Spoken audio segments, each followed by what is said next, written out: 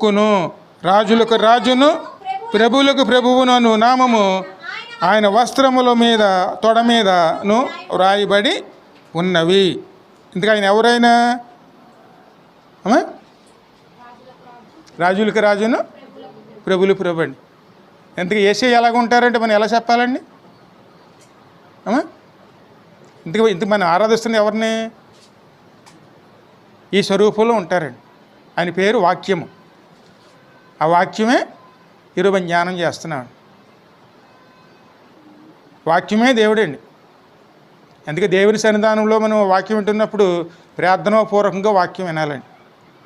ఇష్టానుసారంగా వాక్యం చదవకూడదు, ఇష్టానుసారంగా వాక్యాన్ని ఉపయోగించకూడదు. నా నామం వ్యర్థంగా వర్తించిన ఎడల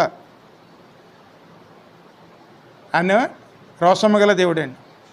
ఆయన నామాన్ని ఎవరో కూడా వ్యర్థంగా ఉచ్చరించకూడదండి. ఇష్టానుసారంగా వాక్యం చదవకూడదు.